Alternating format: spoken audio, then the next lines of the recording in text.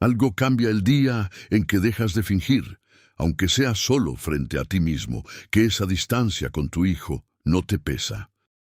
No es una decisión que se tome de un solo golpe. Se va cocinando en silencio, entre una llamada que no llega y otra que decides no hacer, hasta que un día entiendes exactamente lo que implica aceptarlo. Significa dejar de esperar algo que quizás no vuelva. Significa despedirte de una historia que llevabas construyendo en tu cabeza desde que ese hijo era pequeño. Significa mirar de frente una versión de tu vida que no incluye, al menos por ahora, la cercanía que imaginaste. Aceptar que un hijo no te elige de vuelta no es rendirse y no es fallar como madre o como padre. Es, como Jung entendía profundamente, uno de los actos más honestos que un ser humano puede realizar consigo mismo. El plato que sigues poniendo en la mesa por costumbre, aunque hace meses que esa silla queda vacía. La foto que guardas en la billetera, aunque ya no sepas si sigue actualizada. El nombre que casi dices en voz alta cuando alguien te pregunta cuántos hijos tienes, y la pausa incómoda que viene después, mientras decides cómo responder. Todo eso tiene un nombre que casi nadie se atreve a decir en voz alta. Esperar a que un hijo, tu propio hijo, te elija de vuelta. Hoy vamos a entender por qué ese dolor específico, el de no ser elegido por quien más amaste, no tiene nada que ver con tu valor como persona. Y vamos a llegar hasta el punto exacto donde ese dolor empieza a transformarse en otra cosa, algo que se parece mucho más a la paz que a la resignación. Carl Jung dijo algo que cambia por completo la forma en que solemos mirar este dolor. No sufrimos por la ausencia del otro, sufrimos por la fantasía de lo que ese vínculo debería haber sido. No es tu hijo lo que extrañas exactamente, es la idea de una cercanía que imaginaste desde el día en que nació, y que la vida, por las razones que sean, no te entregó de la forma en que la soñaste. Y esto no ocurre solo entre padres e hijos. El mismo mecanismo aparece cuando una pareja deja de mirarte como antes, cuando un amigo de toda la vida se aleja sin explicación, cuando un padre mayor ya no reconoce el esfuerzo que hiciste por él. En todos los casos, lo que duele no es solo la persona, es la fantasía que construimos alrededor de ella. Piensa por un momento en todo lo que imaginaste cuando ese hijo aprendía a caminar sosteniéndose de tu mano. Las conversaciones que tendrían de adultos, los consejos que le darías en sus propias decisiones de vida, la idea de acompañarlo, quizás, en su propia experiencia de convertirse en padre o madre algún día. Nada de eso estaba mal en imaginarlo. El problema no es haber soñado con esa cercanía. El problema es haber confundido ese sueño con una garantía. Y cuando la realidad no coincide con la fantasía, el dolor que sentimos casi nunca es por lo que perdimos, es por lo que nunca terminamos de soltar. Esto no es para fingir que duele menos de lo que realmente duele. No lo es. Duele escuchar a otros padres contar, con la naturalidad de quien no sabe lo afortunado que es, los planes del fin de semana con sus hijos adultos. Sentarte a una cena familiar y notar el asiento que queda medio vacío, aunque nadie más lo comente, también duele. Y hay una costumbre extraña que se instala sin que la busques. La de guardarte las noticias importantes de tu propia vida, porque ya no sabes si a esa persona todavía le interesa saberlas. Está también esa sensación específica de estar de más en la propia vida de tu hijo, de sentir que ocupas un espacio pequeño en una agenda llena de otras prioridades, cuando durante años tú fuiste, sin proponértelo, el centro de la suya. Comparar, aunque sepas que comparar no ayuda, la relación que tienes hoy con la que observas en otras familias y preguntarte en silencio qué se hizo diferente, qué se hizo mal, o si simplemente la vida decidió repartir las cosas de otra manera. Nada de esto es exagerado. Tu dolor es válido. No estás siendo una persona dramática ni estás fallando como madre o como padre por sentir esto. Y no existe una fecha límite para que este dolor se transforme en otra cosa. Puedes tardar meses, puedes tardar años, y eso no te convierte en alguien estancado, te convierte simplemente en alguien honesto con lo que siente. Pero hay una pregunta que probablemente todavía no te has hecho, y es justo esa pregunta la que empieza a abrir la puerta hacia otro lugar. Jung también habló de un mecanismo que explica por qué es tan difícil soltar, incluso cuando la mente ya entendió la situación. Proyectamos en el otro aquello que necesitamos ver, no siempre lo que realmente es. Cuando se trata de un hijo, proyectamos años de esfuerzo, de decisiones tomadas pensando en su bienestar, de sacrificios que ni siquiera él conoce del todo, y esperamos que todo eso se traduzca, tarde o temprano, en una cercanía equivalente. A este mecanismo Jung lo llamaba proyección. Pero el sistema nervioso no distingue entre lo que es bueno para nosotros y lo que simplemente es conocido. Por eso seguimos esperando ese gesto, esa vuelta, aunque duela, aunque no llegue, no porque sea sano, sino porque es lo único que conocemos como vínculo con esa persona. Muchas veces, esta proyección se disfraza de preocupación. Nos decimos que solo queremos saber que está bien, que solo necesitamos una señal para tranquilizarnos, cuando en realidad lo que buscamos es una confirmación mucho más profunda. La confirmación de que seguimos ocupando un lugar importante en su vida. Y cuando esa confirmación no llega, no es la falta de noticias lo que duele, es la ausencia del lugar que imaginábamos tener. ¿Qué era exactamente lo que estabas sosteniendo todo este tiempo? Tal vez no era la relación con tu hijo tal como es hoy. Era la posibilidad de que un día todo volviera a ser como imaginaste que debía ser. Jung distinguía entre el yo, esa parte que negocia, que justifica, que busca razones para seguir esperando un poco más, y algo más profundo que él llamaba el sí mismo, esa parte que ya sabe la verdad antes de que la mente la acepte. El cuerpo suele hablar primero. Esa opresión en el pecho antes de marcar un número que sabes que quizás no será respondido. Ese cansancio raro después de una visita corta y formal. Esa sensación de andar midiendo cada palabra en las reuniones familiares, por miedo a decir algo que aleje aún más. El cuerpo ya lo sabe. La mente es la que tarda en ponerle palabras. Puede que hayas notado que después de ciertas conversaciones con tu hijo, sin importar cuán amables hayan sido las palabras, quedas con una sensación de vacío que no sabes explicar del todo. Ese vacío suele ser información. Es el sí mismo diciéndote, en un lenguaje que no usa palabras, que algo en ese intercambio no estuvo alineado con lo que realmente necesitas. El yo, mientras tanto, seguirá encontrando razones para justificarlo, que está ocupado, que su vida es distinta ahora, que así son los tiempos actuales. Ambas cosas pueden ser ciertas, la justificación y la señal del cuerpo, pero solo una de ellas te está diciendo la verdad sobre cómo te sientes tú. Y aquí hace falta detenerse en algo importante. Que un hijo no te elija de la forma en que esperabas no significa que no merezcas ese amor. La disponibilidad emocional del otro, incluso cuando ese otro es tu propio hijo, no es un examen sobre tu valor como persona ni como madre o padre.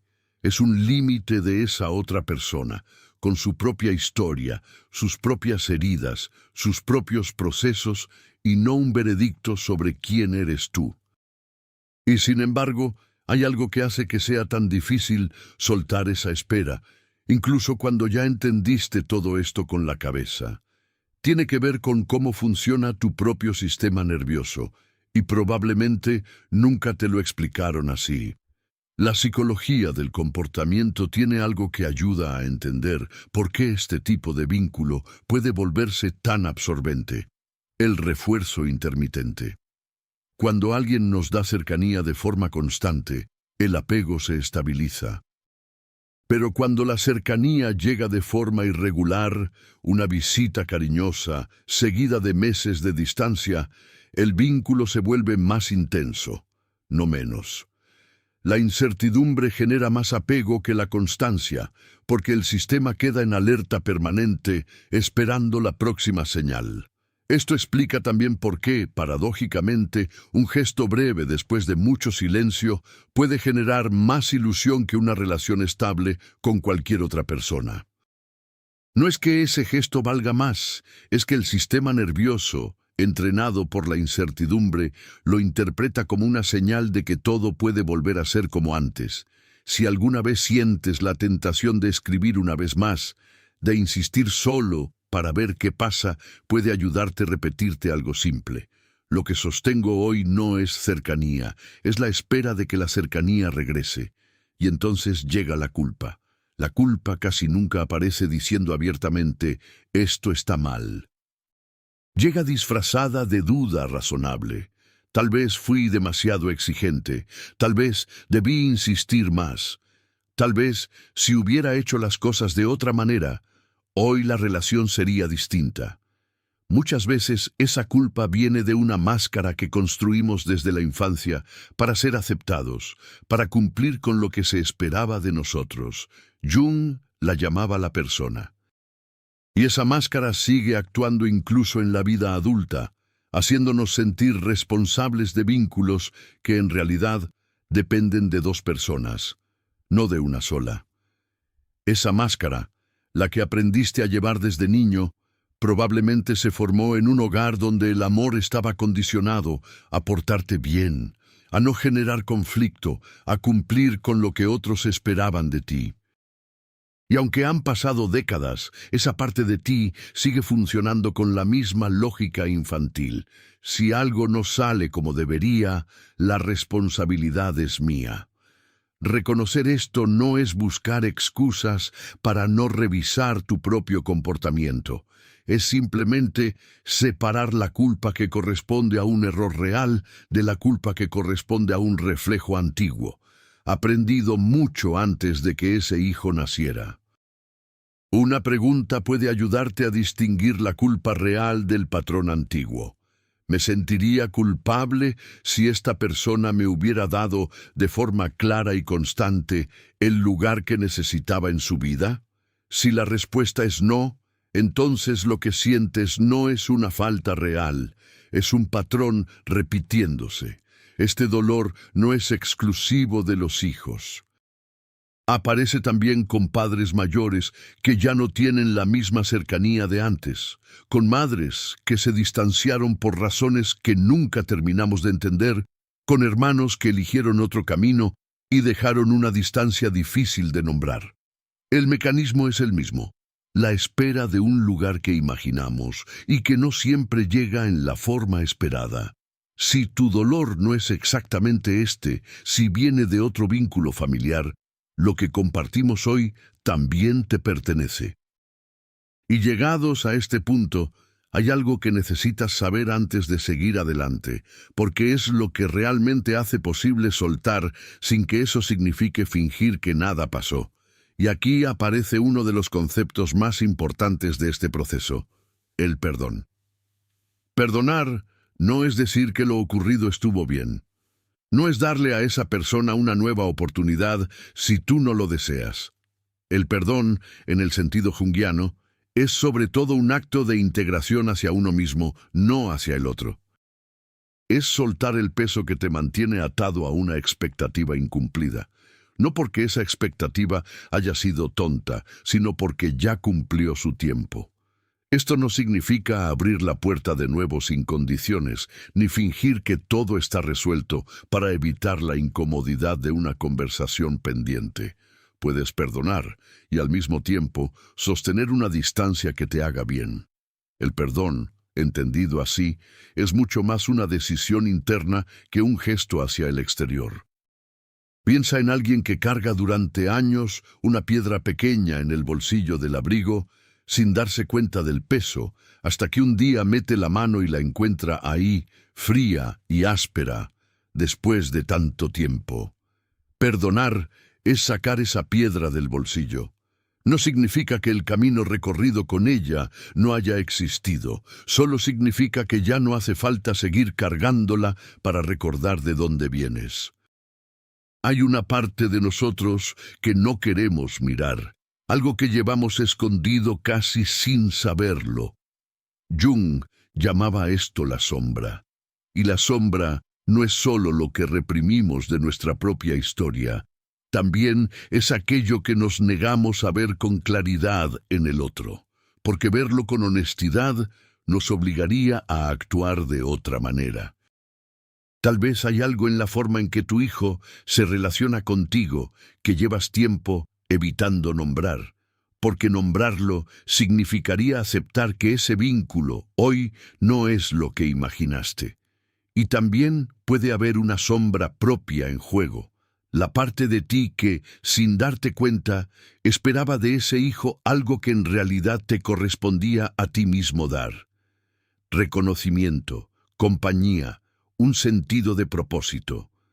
No hay nada malo en haber buscado eso en el vínculo más cercano que tenías. Pero mirarlo con honestidad, sin culpa, es lo que te permite empezar a construir esas mismas cosas desde otro lugar. Uno que no dependa exclusivamente de una sola persona. Reconocer la propia sombra en este contexto no es un ejercicio abstracto.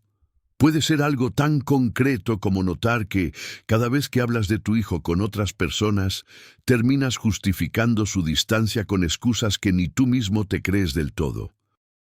O notar que evitas ciertos temas en las conversaciones familiares, no porque no importen, sino porque tocarlos te obligaría a admitir algo que preferirías seguir postergando.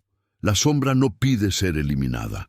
Solo pide ser vista con la misma honestidad con la que mirarías a cualquier otra persona. Y entonces llega un punto de inflexión. La pregunta cambia. Deja de ser cómo logro que me elijan y se convierte en cómo elijo yo mi propia paz. No es una pregunta que se responde una sola vez. Es una pregunta que se repite cada vez que la vieja espera intenta volver. Hoy me elijo a mí primero, no como un acto de rechazo hacia nadie, sino como un acto de cuidado hacia ti mismo.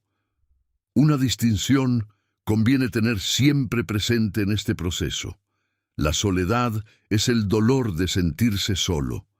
La solitud es la elección consciente de estar contigo mismo. Cuando dejas de dirigir toda tu energía hacia una espera que no depende de ti, esa energía queda disponible para tus propios proyectos, para tus propias relaciones, para volver a mirar tu vida sin que todo gire alrededor de una respuesta que quizás nunca llegue en los términos que esperabas. Esta solitud no llega de golpe. Al principio puede sentirse incómoda, incluso parecida a la soledad que estás intentando sanar. La diferencia se revela con el tiempo, en pequeños momentos. La mañana que disfrutas sin necesidad de compañía, la decisión que tomas confiando en tu propio criterio, el silencio que ya no se siente vacío, sino simplemente tranquilo. Y en ese silencio, sin la distracción constante de esperar una señal del otro lado, suele aparecer una pregunta que quizás llevas años sin hacerte con calma. ¿Quién eres tú más allá de haber sido madre? Más allá de haber sido padre. No el papel que sostuviste durante décadas, no la versión de ti que existía en función de otra persona, sino lo que queda cuando ese rol, por un momento, se hace a un lado. ¿Qué te gusta? ¿Qué te da curiosidad? ¿Qué querrías intentar sin que nadie más tenga que aprobarlo primero? Esa pregunta no tiene una respuesta rápida, y está bien que así sea. No hace falta resolverla hoy. Alcanza con empezar a hacértela. Habrá días de recaída. Días en los que vuelvas a esperar una llamada que probablemente no llegue. Días en los que recuerdes solo los buenos momentos y olvides por un instante todo el proceso de sanación que ya recorriste. Esto es completamente normal. No significa que hayas retrocedido, ni que el trabajo hecho hasta ahora no haya servido. Sanar no es una línea recta, y las recaídas no son un fracaso, son parte del mismo camino. Puede pasar mientras revisas una caja vieja de documentos y encuentras un dibujo hecho a mano hace muchos años. Puede pasar al escuchar por casualidad una canción que solía sonar en el auto cuando ese hijo todavía era pequeño. En esos momentos, la vieja tristeza puede volver con la misma intensidad de antes, aunque hayas avanzado muchísimo desde entonces. Eso no borra el trabajo hecho. Solo confirma que amaste y que las cosas que de verdad importan dejan huella incluso cuando ya aprendimos a vivir con la distancia. Habrá una fecha, un aniversario, un objeto que aparece sin avisar mientras ordenas un cajón, que te devuelva por un momento a ese lugar de espera. Cuando eso pase, no necesitas pelear contigo mismo por sentirlo. Simplemente puedes notarlo, dejarlo pasar y recordar todo el trecho que ya recorriste hasta este punto. A veces ayuda un gesto simple y simbólico para acompañar este proceso.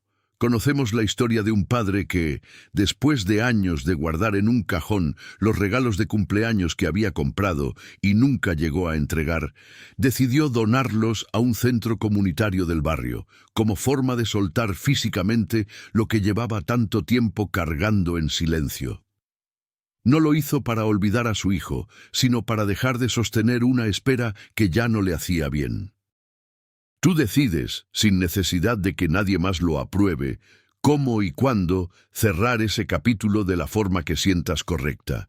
Y cuando das ese paso, algo empieza a moverse que va mucho más allá de tu propia mente, aunque al principio sea difícil de creer. Cuando sueltas una energía que estaba atrapada en una espera constante, esa misma energía queda libre para notar otras cosas.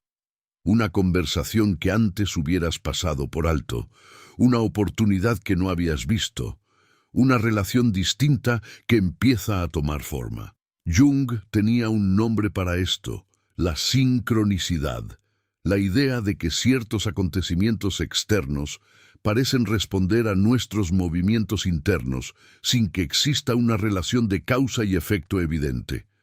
No se trata de magia. No es que el mundo cambie por arte de magia, es que tú, al soltar, empiezas a estar disponible para lo que antes no podías ver.